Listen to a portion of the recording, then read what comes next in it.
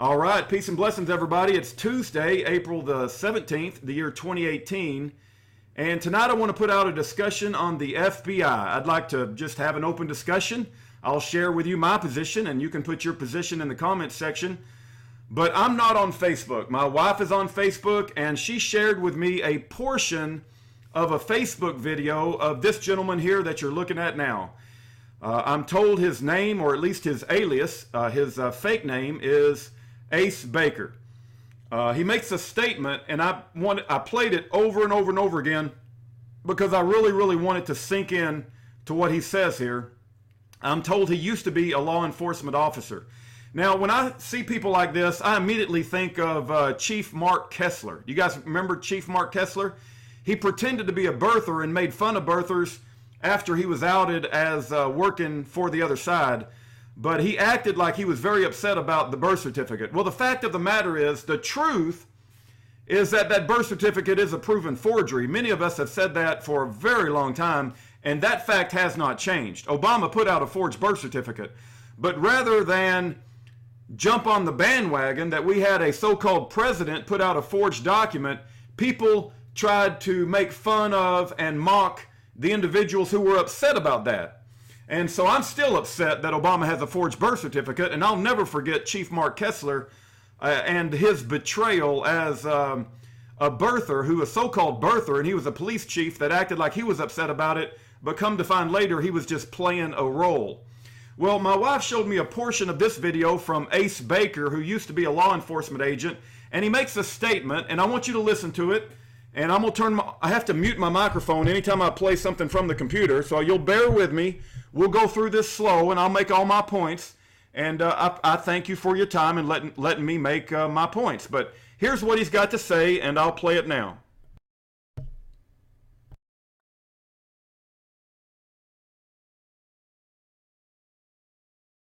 Chris Hill's an FBI informant. Joseph, you're an FBI informant.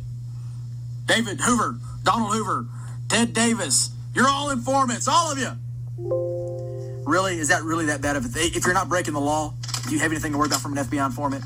Really? Is that really that bad of a thing? If you're not breaking the law, do you have anything to worry about from an FBI informant?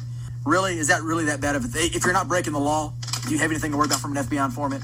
Really? Is that really that bad of a thing? If you're not breaking the law, do you have anything to worry about from an FBI informant? Really? Is that really that bad of a thing? If you're not breaking the law, do you have anything to worry about from an FBI informant? Chris Hill. All right, now I'm going to remember when to mute my microphone and when not to mute it. I played it 5 times, and now I'm going to read it to you. Really? Is that really that bad of a thing? If you're not breaking the law, do you have anything to worry about from an FBI informant? Now, if you speak out against the blue line or the FBI, I got a text there. If you speak out against the blue line or the FBI, if you try to hold police accountable and say they are wicked in what they're doing across this country, then people like Pete Santilli will call you a terrorist. People like Pete Santilli will call you anti-government. Man, oh man, hold on. I got my phone ringing. I got to answer this. All right, sorry about that. That was a phone call that I had to answer, and so we're going to answer the phone, and we're going to start up again. Where was I? I forgot exactly where I left off, but people like Pete Santilli, if you call the FBI out and say that they are one of the most wicked, if not, the most wicked organization on this planet is probably the Federal Reserve, but the henchman for the New World Order is the Federal Bureau of Investigations. I mean, they are the most, they are just rotten to the core. And anybody that has done their research and knows about their activities across many different political prisoners knows how rotten the FBI is. I'm about to go through some examples to back up my position.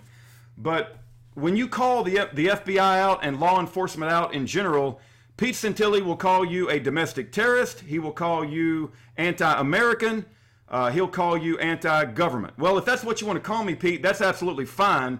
But I'm telling you, there is a serious problem with the FBI and law enforcement in general across the board in this country.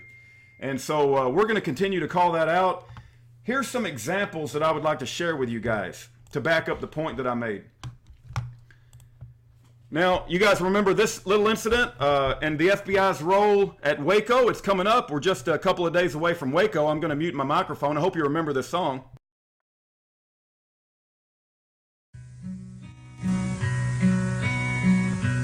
Just in case you don't remember, let me jog your memory. In a church they called the Waco Compound, back in April '93. Hey, do you guys remember that? What do you think about that? What do you think about the FBI's role and the ATF's role in Waco? Now, this says 17 little children, but when I checked, I heard it was over 20. How many people died in Waco? Over 90? Something like that? You don't think the FBI played a role and FBI informants played a role at Waco? And you don't think it's a big deal that, if you're not breaking the law, what do you got to worry about from an FBI informant? Well, let's move on from Waco and let's go to this man here. This man is Jack Ryan, I believe. He is the FBI agent that was assigned to a political prisoner called Leonard Peltier. Now, he's going to tell you that the primary function of the FBI is to handle political dissent. What the FBI does is interfere in the free and fair elections in this country. That's why Schaefer Cox was taken down, because Schaefer Cox would have been a political firestorm across this country. But don't take my word for it. Let's listen to what Jack Ryan has to say.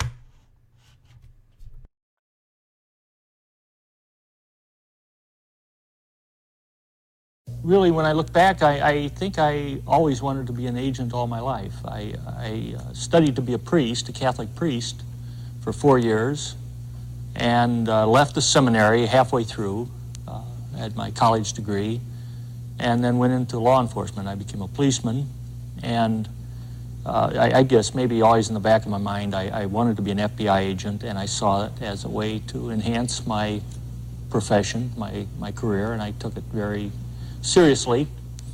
And lo and behold, I got into the FBI. It was kind of the crowning achievement of my life. It was a crusade. I was trying to stamp out evil in the world, and here I had a nice brass badge that said I was on the side of good and right. And I believe this, and I approached my work as a crusader. Looking back, though, I realize it kind of gave me the permission to go ahead and do anything to these people, lawbreakers, that I wanted to. They were fair game. I was on the side of right, they were on the side of wrong. And the work was fun when I looked at it in that regard. Well, the more I think back and the more I read about the FBI and its inception, that its prime function always was to handle political dissent. I really think so, more and more. Okay, did you guys hear that? The prime function of the FBI is to handle political dissent. It's to move the political agenda of the establishment. What do you got to worry about the FBI or FBI informants? Because they are trying to deceive you. They are trying to provocateur, and they're trying to stick anybody who rises up as a grassroots leader like Schaefer Cox or Leonard Peltier, they're going to put them in prison. Let's listen to an FBI informant named Bill Fulton, who went after Schaefer Cox. So to answer your question, Mr. Ace Baker, is that really that bad of a thing? If you're not breaking the law, do you have anything to worry about from an FBI informant? Well, let's listen to what an FBI informant said to Schaefer Cox that made him want to give up his livelihood, give up his business, and flee the state. But instead of being allowed to flee the state, he was driven to a kangaroo court, and now Schaefer Cox is sentenced to prison for 26 years. I think I told him I was going to slit his throat and bleed him out at my feet. I believe that was the exact term. I will slit your fucking throat and bleed you out at my feet, you son of a bitch. This was like the second time I'd ever met him. Oh, And I was literally coming over the counter with a knife. I had a knife. I was ready to fucking do it. Is that right? All right, that's an FBI informant that's threatening to slit his effing throat and bleed him out at his feet. He's provoking a death threat upon Schaefer Cox and his friend Les Zerbe in order to provoke them to violence so that they can entrap them. The FBI told this man to destroy evidence that would have exonerated Schaefer Cox, and that was never allowed in the trial. Hey, what did you say again? If you're not breaking the law, do you really have anything to worry about, an FBI informant? Let's listen to this situation here, and I'll explain it more after you watch it.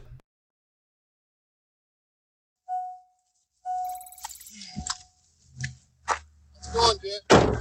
Good, how are you? What you got the gun for? Why I got the gun? What you got the gun for? Because I'm authorized. Alright, well, I'm authorized to Get down on the ground. Get on the ground. Get down on the ground. You're gonna have to shoot me, man.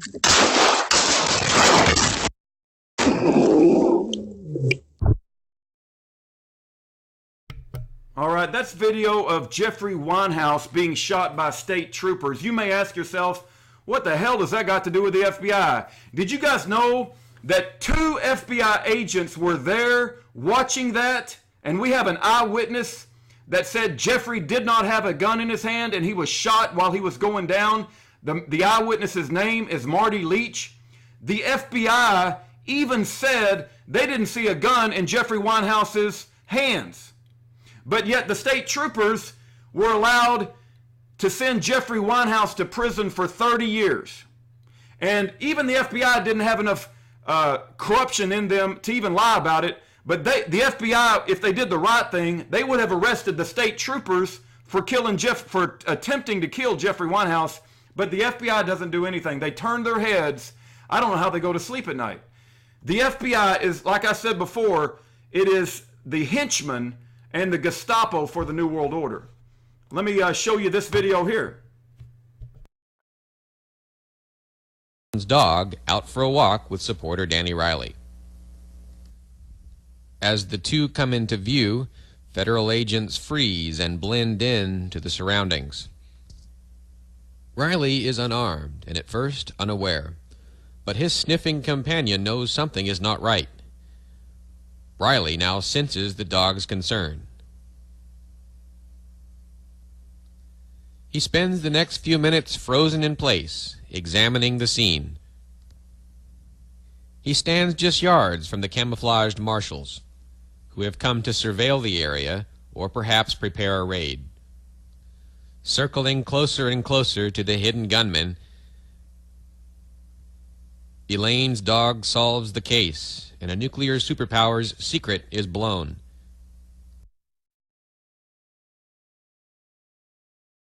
Agents reportedly order Riley to freeze, but he turns and runs for his life. Agents appear to fire at least one round of unknown ordnance.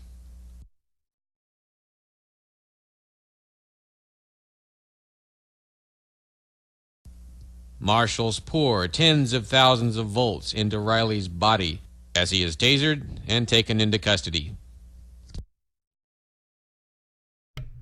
All right, that is the arrest and takedown of Daniel Riley. Let me refresh my memory of when Daniel Riley's release date is. Give me just a second. If I go to the home page and go down to Daniel Riley, there he is right there. His release date is 2035. He spent 10 years in prison. He's got to spend till 2035. That's hopefully the DeMaya case will get him out, but that's how long they wanted him to stay in prison. Did you know that the FBI offered Daniel Riley a $3,000 bribe in order to cooperate with the FBI and go into the Browns' house, but he refused? Do you think there were FBI informants at Ed and Elaine Brown's house? Do you think anybody said, well, we don't have anything to worry about FBI informants? Maybe you would like to ask Daniel Riley or Ed Brown or Jason Gerhard or Elaine Brown the question, do you have anything to worry about from FBI informants if you're not breaking the law? Do you think Ed and Elaine Brown were breaking the law? They were staying in their own house, minding their own business. Let me offer you this video here. What should we come up with a game plan of what happens if they get you and they capture you and they for some reason they all of a sudden won't release you? At what point does it get bloody? At what point does it get bloody? Should we come up with a game plan? I've got dozens of times that this $300,000 whore, and you say, why do you call him a $300,000 whore? Because on the witness stand at trial, they asked him how much did he expect to be paid by the FBI, and he said, I'll ask $300,000. That's how much he expected to get paid.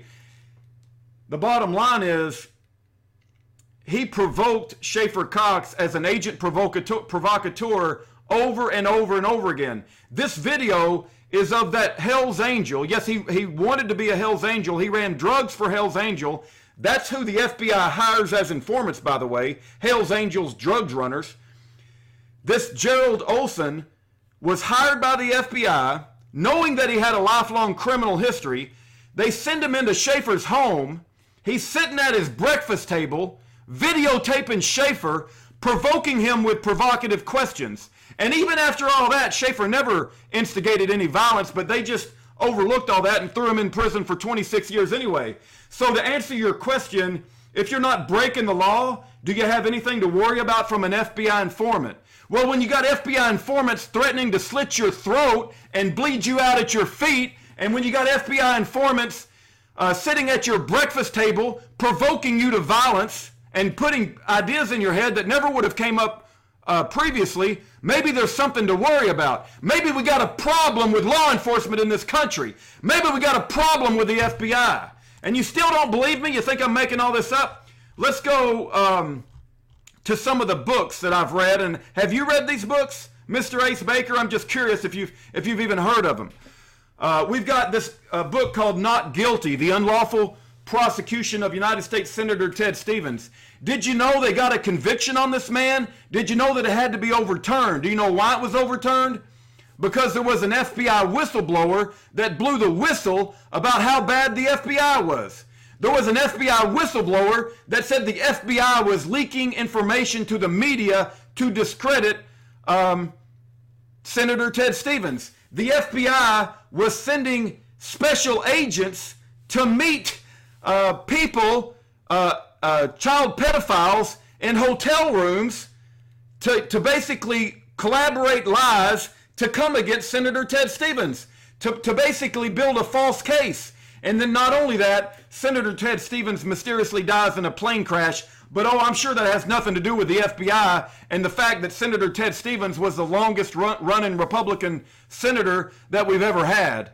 I'm sure the FBI didn't have anything to do with his death, even though they falsely convicted him and it had to be overturned because of a whistleblower. Oh, by the way, when the whistleblower came out, did they lift up the whistleblower and give him a promotion? No, they fired him and they kept all the bad guys in the FBI. There's a book written called The Terror Factory, Inside the FBI's Manufactured War on Terror. Do you think that we got terrorists around every corner? Did you know that if you pay the FBI billions of dollars, that's what Congress does. Congress pays the FBI millions and millions and sometimes billions of dollars, I believe, to find terrorists. Do you know what the FBI is going to do? They're going to find terrorists. They're going to manufacture terrorism. And they're going to set people up to make it look like they're terrorists with agent provocateurs, outright lies, destroying evidence. And so that's why we have something to worry about, Mr. Ace Baker.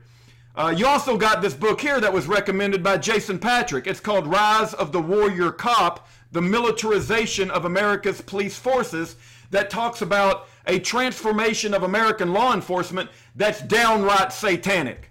Then you also have a book on the Montana Freeman. Maybe we would like to ask Russell Landers, do you have anything to worry about with FBI informants if you're not breaking the law? Unless you think the Montana Freemen were breaking the law. They were the Bundys way before the Bundys. You've also got Blind Injustice about how the Department of Justice manipulates testimonies. And then you also have the Conviction Factory about how our judicial system just convicts people over and over and over again. And then you have a book written by Congressman George Hanson called To Harass Our People that discusses example after example after example of bad players, bad actors in the FBI and the IRS and the Department of Justice. And then you also have the FBI and the bad situation that they did with fantasy forensics in the case of Casey Anthony. I could go on and on and on. This entire page on Year of Jubilee is full of innocent people who were not breaking the law and had something to worry about from FBI and FBI informants. Maybe you'd like to ask David Hinkson what he thinks about the FBI and FBI informants. Or how about Pat Parsons, who's spending 5 years in prison on an FBI entrapment scheme that she was trying to kidnap a judge when nothing could be furthest from the truth. Only if you believe Pat Parsons would really kidnap a judge would you side with the FBI. And if you do side with the FBI, that tells me exactly where your loyalties lie. Maybe you'd like to talk to Sue Holland, who's being set up. Or maybe you'd like to talk to the son of Gordon Call in 1983 about how U.S. Marshals and FBI went after his father, and he spent the last 35 years in prison. How about our grandmotherly figure here, Lonnie Karen Vernon, who's the wife of Lonnie Vernon? She's going to be spending, when's her release date? 2021. Well, she'll get out in 3 years. She's already spent 6 years in prison, so she'll spend a good 10 years before she gets out. Maybe we'd like to talk to her about FBI informants and what that $300,000 whore and Bill Fulton did to them. Maybe you'd like to talk to Schaefer Cox, who is spending 26 years in prison because of FBI informants. You know, I just got to play that video again. Let's hear it one more time before I shut down. An FBI informant. Joseph, you're an FBI informant. David Hoover, Donald Hoover, Ted Davis, you're all informants, all of you. Really? Is that really that bad of a thing? If you're not breaking the law, do you have anything to worry about from an FBI informant? Really? Is that really that bad of a thing? If you're not breaking the law, do you have anything to worry about from an FBI informant? Really? Is that really that bad of a thing? If you're not breaking the law, do you have anything to worry about from an FBI informant? Really? Is that really that bad of a thing? If you're not breaking the law, do you have anything to worry about from an FBI informant? Really? Is that really that bad of a thing? If you're not breaking the law, do you have anything to worry about from an FBI informant? If you guys haven't figured out how bad the FBI is by now, there's something seriously wrong with your perceptive abilities. There's something seriously wrong.